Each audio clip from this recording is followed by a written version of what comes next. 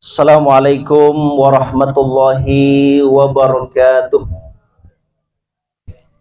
Innal hamdalillah nahmaduhu wa nasta'inuhu wa nastaghfiruh wa na'udzu billahi min shururi anfusina wa min sayyiati a'malina. May yudlil wa may yahdihillahu fala mudhillalah wa may yudlil fala hadiyalah. Asyhadu an la ilaha illallah wahdahu la syarikalah wa asyhadu anna Muhammadan abduhu wa rasuluh alladzi la nabiyya wa la rasula ba'dah. Allahumma salli wa sallim ala nabina Muhammadin wa ala alihi wa sahbihi wa man tabi'ahum bi ihsan la yaumil qiyamah. Ibadallah, usikum wa iyaya wa nafsi bitaqwallah faqad fazal muttaqun. Kama qala ta'ala fil Qur'anil azim, a'udzu billahi minasy syaithanir rajim. Bismillahirrahmanirrahim. Ya ayyuhalladzina amanu taqullaha haqqa tuqatih wa la tamutunna illa wa antum muslimun.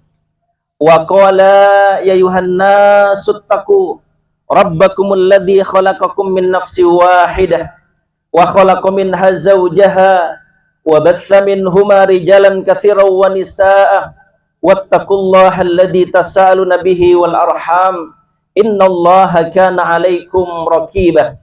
Amma ba'du, fa inna asdaqal hadithi kitabullah fa inna khairul hadyi Muhammadin sallallahu alaihi wasallam wa syarril umuri muhdatsatuha wa kullu muhdatsatin fid dini bid'ah wa kullu bid'atin dhalalah wa fi riwayah wa kullu dhalalatin finnar.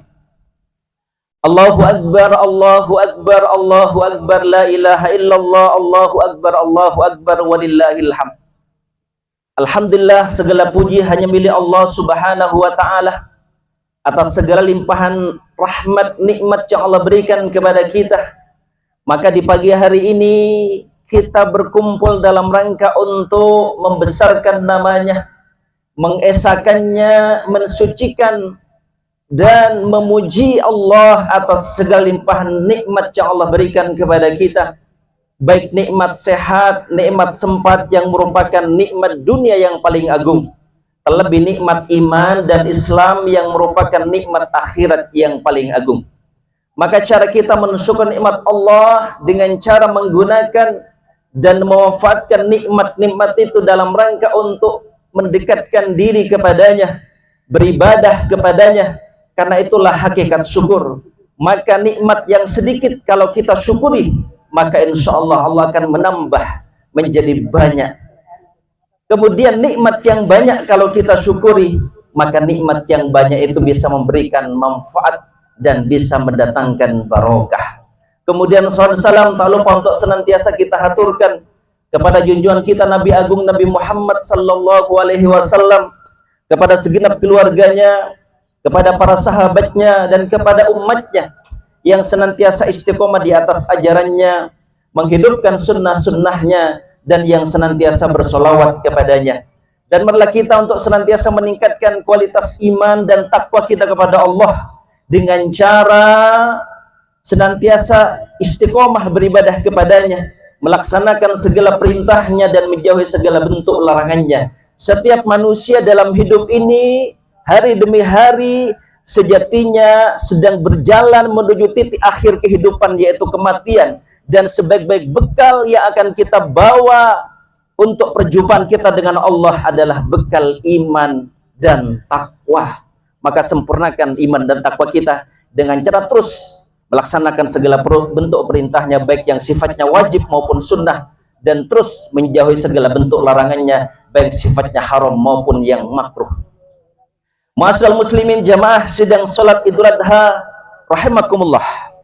Pada hari ini kita berkumpul dalam rangka mengharap ridho dan maghfirah Allah Subhanahu wa taala.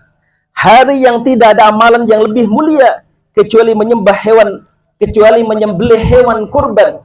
Sebagaimana Rasulullah kemudian bersabda, "Ma amila adamiyun min amalin yauman nahri habba ilallah min ihraqid dam innaha la ta'ti yaumal qiyamah bikuruniha wa ash'ariha wa adlafiha wa inna dam la yaqa'u minallah bimakanin qabla ayyaqa minal ardi fatibu biha nafsa. Tidak ada amalan yang dilakukan oleh anak Adam pada hari nahar Idul Adha yang lebih dicintai oleh Allah selain daripada mengucurkan darah hewan kurban. Sesungguhnya ia hewan kurban akan datang pada hari kiamat dengan tanduk bulu dan kukunya, dan sungguh darah tersebut akan sampai kepada ridha Allah sebelum tetesan darah tersebut jatuh ke bumi. Maka bersihkanlah jiwa kalian dengan berkurban. Jamaah salat Idul Adha rahimakumullah. Setiap tanggal 10 Dzulhijjah saat ini kita merayakan Idul Adha dan menyembelih hewan kurban. Pada saat kita merayakan Idul Adha, yang teringat dalam hati dan pikiran kita adalah kisah seorang hamba Allah, kekasih Allah, yaitu Nabiullah Ibrahim alaihissalam. Seorang nabi mulia, nabi yang sangat cerdas, seorang nabi yang disayang oleh Allah, yang bergelar Khalilullah, kekasih Allah. Seorang nabi yang berhasil menghadapi ujian dan cobaan yang silih berganti dengan ujian yang sangat berat. Maka sangat pantas apabila Nabi Ibrahim dan orang-orang yang bersamanya menjadi teladan bagi manusia. Sebagaimana Allah berfirman, "Inna Ibrahim kana ummatan qanitan lillahi hanifa wa lam yakun minal musyrikin." Sesungguhnya Ibrahim seorang imam yang dapat dijadikan teladan lagi patuh kepada Allah dan hanif, dan sekali-kali bukanlah dia termasuk orang-orang yang mempersekutukan Allah. An-Nahl 120. Kemudian dalam surah Al-Mumtahanah ayat 6 Allah berfirman, "Laqad kana lakum fihim uswatun hasanah liman kana yarjullaha wal yawmal akhir wa may yatawalla fa innallaha wal ghaniyyul hamid." Sesungguhnya pada mereka itu Ibrahim dan umatnya ada teladan yang baik bagimu, yaitu bagi orang-orang yang mengharap pahala Allah dan keselamatan pada hari kemudian. Dan barang siapa yang berpaling, maka sungguhnya dialah yang Allah yang maha kaya lagi maha terpuji. Allahu Akbar, Allahu Akbar, la ilaha illallah, Allahu Akbar, walillahil hamd. Perjuangan Nabi Ibrahim dalam menegakkan akidah, kesabaran dan keberanian dalam berdakwah, serta kesabaran menghadapi ujian-ujian, ketaatan yang berat, kesemua itu sangat pantas untuk kita teladani. Ujian yang pertama adalah ujian kondisi ayahnya yang tidak beriman, yang kufur kepada Allah. Ayah beliau adalah penyembah berhala, dan tidak hanya sekedar menyembah berhala, tapi juga ayah beliau Azar itu pencetak sekaligus pembuat berhala. Tugas berat bagi Nabi Ibrahim untuk mengajak ayahnya agar jangan berbuat syirik kepada Allah. Maka Allah berfirman, "Wa idza qala Ibrahimu li abihi Azara atattakhidu asnaman alihah inni araka wa qaumaka fi dhalalim mubin." Dan ingatlah di waktu Ibrahim berkata kepada ayahnya Azar, "Layakkah engkau menjadikan berhala-berhala sebagai Tuhan-Tuhan? Sesungguhnya aku melihat engkau dan kaummu dalam kekeliruan yang sangat nyata." Kemudian dalam ayat yang lain, "Ya abati ini akhafu yamassaka adzabu minar rahman fatakuna lisyaitani waliya." Wahai bapakku, sesungguhnya aku khawatir bahwa kamu akan ditimpa azab dari Tuhan yang Maha Pemurah, maka kamu menjadi kawan bagi setan. Surat Maryam ayat 45. Lihatlah bagaimana Nabi Ibrahim melakukan dakwah tauhid kepada ayahnya dengan ungkapan yang sangat lembut dan ucapan yang baik. Namun selembut apapun Nabi Ibrahim mengingatkan ayahnya, tetap saja yang didapatkannya adalah ancaman dan umpatan kotor. Sebagaimana Allah berfirman dalam surah Maryam ayat 46, "Qala aragibun anta an alihati ya Ibrahim la illam tantahil arjumannaka wahjurni maliyah." Berkata bapaknya, "Bencikah kamu kepada Tuhan-Tuhanku, hai Ibrahim? Jika kamu tidak berhenti, maka niscaya aku akan lempar kamu dengan batu dan tinggalkanlah aku buat waktu yang lama." Tapi bagaimana kemudian Nabiullah Ibrahim tidak membalas kemarahan ayahnya, tidak membalas kata-kata kotor yang disampaikan ayahnya. Justru Nabi Ibrahim berkata, "Qala salamun alaika sa'astaghfiru laka rabbi innahu kana bihafiyah." Berkata Ibrahim, "Semoga keselamatan dilimpahkan kepadamu. Aku akan meminta ampun bagimu kepada Tuhanku. Sesungguhnya dia sangat baik kepadaku. Walaupun tindakan Nabi Ibrahim akan memintakan ampun kepada Allah untuk ayahnya, itu kemudian tidak dibenarkan oleh Allah, dan tetaplah ayah Ibrahim Azar itu menjadi musuh bagi Nabiullah Ibrahim alaihi salam. Allahu Akbar, Allahu Akbar, la ilaha illallah, Allahu Akbar, walillahil hamd. Coba kita sejenak berpikir, andaikan ujian itu menimpa kita, mana yang akan kita lebih patuhi?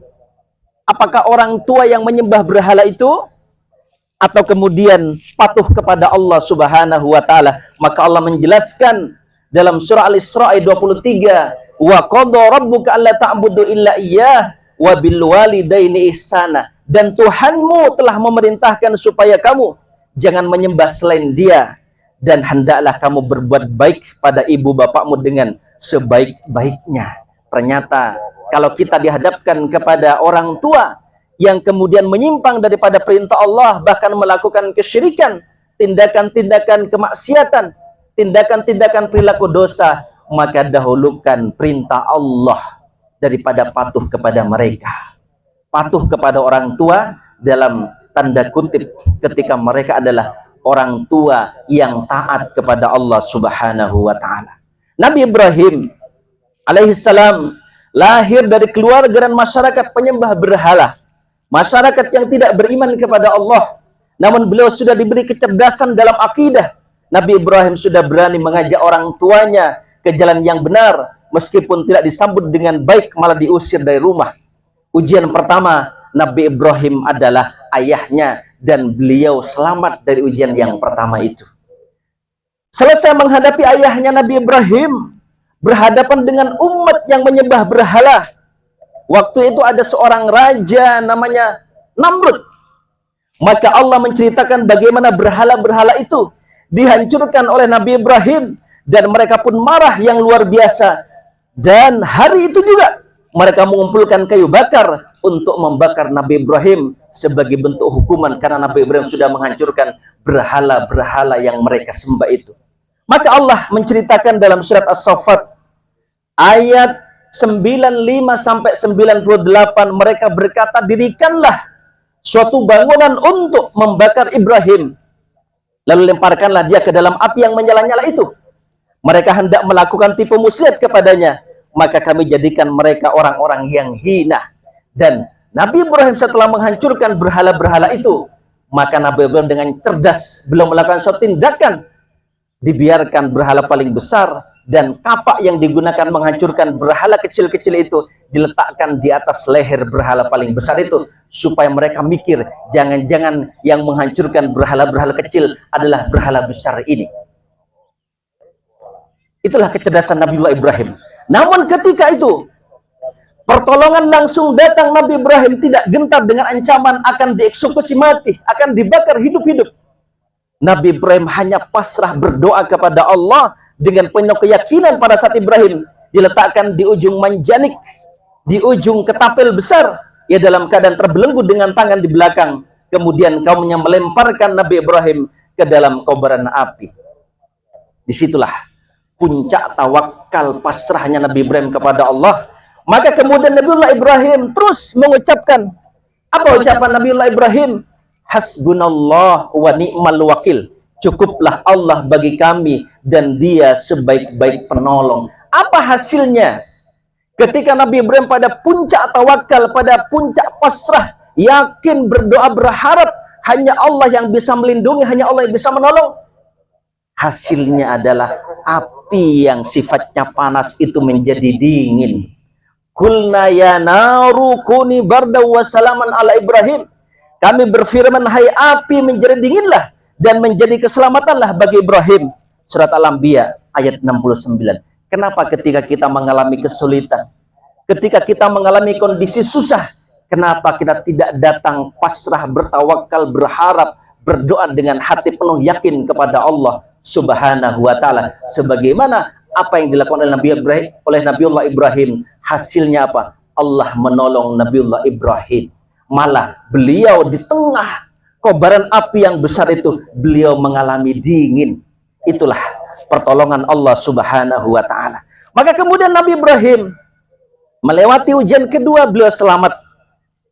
Ketika ujian kufur orang tuanya, kafirnya orang tua Ibrahim, yaitu Azar, dan masyarakatnya juga sudah kufur kepada Allah. Lalu Nabi Ibrahim mendapatkan ujian selanjutnya, yaitu mendapatkan ujian pernikahan. Beliau telah lama menikah dengan Siti Sarah, namun belum diberi anak. Lalu menikah lagi dengan Sayyidah Hajar, juga belum dikaruniai anak. Nabiullah Ibrahim selalu berdoa di waktu pagi dan sore, di waktu siang dan malam, meminta kepada Allah, sampai-sampai Allah abadikan doa beliau dalam Al-Quran, dalam surah Saffat ayat 100. Apa kata Nabiullah Ibrahim? Rabbi habli minas solihin. Ya Tuhanku, anugerahkanlah kepadaku seorang anak yang termasuk orang-orang yang soleh. Maka doa Nabiullah Ibrahim ini juga boleh kita pakai, kita pinjam untuk bagaimana kita berdoa kepada Allah, meminta keturunan yang soleh, baik mereka yang kemudian belum menikah, atau mereka yang akan menikah, atau mereka yang sudah menikah dan sudah berkeluarga. Minta kepada Allah anak-anak yang soleh, karena anak-anak yang soleh itulah dambaan kedua orang tua. Anak-anak yang soleh itulah yang akan menjadikan qurrat a'yun, menjadikan penyejuk mata, penyejuk hati bagi kedua orang tuanya. Dan anak-anak yang soleh itulah yang kemudian akan bisa memberi syafaat untuk kedua orang tuanya, bisa menyelamatkan mereka dari panasnya api neraka, dan bisa mengangkat derajat kedua orang tuanya nanti di dalam surga. Setelah berusia 86 tahun, barulah Allah karuniai seorang anak bernama Ismail. Dalam penantian 86 tahun, usia yang tidak lagi muda, baru Nabi Ibrahim diberikan anak oleh Allah. Berarti Nabi Ibrahim berdoa selama 86 tahun kurang lebih. Sekian lama berdoa kepada Allah Subhanahu wa ta'ala. Kemudian beliau diuji dengan ujian anak, yaitu Allah perintahkan Nabi Ibrahim untuk menyembelih putra kesayangannya itu, untuk menyembelih Ismail, anak yang sudah lama ditunggu. Setelah lahir agak besar sedikit, sembelih kata Allah SWT. Namun itu adalah benar-benar sebagai ujian untuk beliau, dan akhirnya beliau juga mampu melewati ujian itu. Walaupun sudah lama menunggu kehadiran Ismail, putra yang sangat ditunggu-tunggu, kemudian Allah memerintahkan Nabi Ibrahim untuk menyembelihnya sebagai bentuk patuh kepada Allah Subhanahu wa ta'ala. Itu kemudian difirmankan oleh Allah dalam surat As-Saffat ayat 102. Ya bunayya inni ara fil manam anni adbahuka fandur madza tara. Qala ya batif al matu'mar satajiduni insyaallahu minas sabirin. Hai anakku, sesungguhnya aku melihat dalam mimpi bahwa aku menyembelihmu, maka pikirkanlah apa pendapatmu. Ia menjawab, hai bapakku, ini jawaban anak yang soleh, kerjakanlah apa yang diperintahkan kepadamu, insya Allah kamu akan mendapatiku termasuk orang-orang yang sabar. Inilah jawaban anak yang soleh, tidak membantah, tidak membangkang apa yang kemudian diperintahkan oleh Allah kepada Nabiullah Ibrahim selaku bapak daripada Ismail. Nabi Ismail patuh atas perintah Allah Subhanahu wa ta'ala, taat, manut kepada Nabiullah Ibrahim. Maka diceritakan oleh Allah di ayat selanjutnya, mulai ayat 103 sampai 107 dalam surat As-Saffat. Tatkala keduanya telah berserah diri dan Ibrahim membaringkan anaknya atas pelipisnya, nyatalah kesabaran keduanya, dan kami panggillah dia, hai Ibrahim, sesungguhnya kamu telah membenarkan mimpi itu. Sesungguhnya demikianlah kami memberi balasan kepada orang-orang yang berbuat baik. Sesungguhnya ini benar-benar suatu ujian yang nyata, dan kami tebus anak itu dengan seekor sesembelihan yang besar. Allahu Akbar, Allahu Akbar, la ilaha illallah, Allahu Akbar, walillahil hamd. Sungguh luar biasa, Nabi Ibrahim alaihissalam mampu menghadapi ujian demi ujian yang sangat berat dalam episode kehidupannya. Terbukti beliau lebih mengutamakan ketaatan kepada Allah dibandingkan dengan cintanya kepada anak kesayangannya. Jamaah salat Idul Adha rahimakumullah. Maka dari kisah perjalanan, perjuangan, dakwah dan ujian yang dijalani oleh Nabiullah Ibrahim ini, dapat kita ambil beberapa pelajaran yang sangat berharga. bagi seorang muslim, apalagi bagi seorang yang senantiasa mengajak manusia berdakwah kepada Allah, mengajak mereka baik, mencegah dari perbuatan yang mungkar. Maka Nabi Ibrahim seorang yang sangat cerdas, sehingga pada saat kebanyakan orang menyembah berhala, beliau tetap teguh pada pendiriannya dalam hal akidah. Hanya Allah lah Tuhan yang berhak disembah dan diibadahi, sehingga Nabi Ibrahim menjadi sebagai ikon perlawanan terhadap kemusyrikan. Setiap orang yang mengaku beriman pasti akan diuji oleh Allah. Seperti Nabi Ibrahim yang tak henti-hentinya diuji oleh Allah. Maka siapa orang yang paling berat ujiannya? Maka orang yang paling berat ujiannya adalah para nabi dan rasul, kemudian para sahabat, tabi'in, tabi'ut tabi'in. Termasuk kita akan diuji oleh Allah. Karena fungsi ujian itu untuk membuktikan pengakuan iman kita kepada Allah. Maka ujian itu bisa berbentuk kemudahan, kenikmatan, dan juga bisa berbentuk kesulitan, musibah berupa sakit, berpisah dengan orang yang kita cintai, berkurangnya harta, dan seterusnya. Pasti kita diuji oleh Allah untuk melihat keseriusan dan kesungguhan iman kita. Semakin besar iman kita, semakin kuat iman kita, semakin besar pula ujian yang Allah berikan. Tapi ketika iman kita tipis, maka juga ujiannya tentu ujian yang ringan. Karena ujian itu datang menyesuaikan dengan kadar iman kita. Nabi Ibrahim berhasil dalam mendidik anaknya sehingga menjadi anak yang soleh, berbakti kepada Allah dan orang tuanya sehingga selalu mengikuti perintah Allah. Bahkan sampai-sampai hal-hal seakan tidak masuk akal untuk dijalankan. Dalam hal ini Nabi Ibrahim menjadi sebagai ikon dalam kesabaran dalam taat kepada Allah Subhanahu wa ta'ala. Bagi para penyuruh kebaikan, dapat meneladani apa yang Nabi Ibrahim alaihissalam lakukan ketika berdakwah, mulai dari dakwah kepada ayahnya sendiri, kepada umat, bahkan kepada penguasa diantaranya. Dalam menjalankan dakwahnya, Nabi Ibrahim mengutamakan akhlakul karimah, santun dalam berdialog, seperti yang bisa kita lihat dari dialognya dengan ayahnya. Meskipun berbeda dalam akidah, beliau tetap memanggil dengan panggilan halus dan sopan, yaitu wahai bapakku. Ini bentuk Nabi Ibrahim itu santun, berakhlak mulia. Nabi Ibrahim adalah seorang pemberani yang luar biasa. Beliau tak gentar menghadapi siapa saja, termasuk Raja Namrud yang zalim. Sehingga Nabi Ibrahim sebagai ikon perlawanan terhadap tirani dan kezaliman.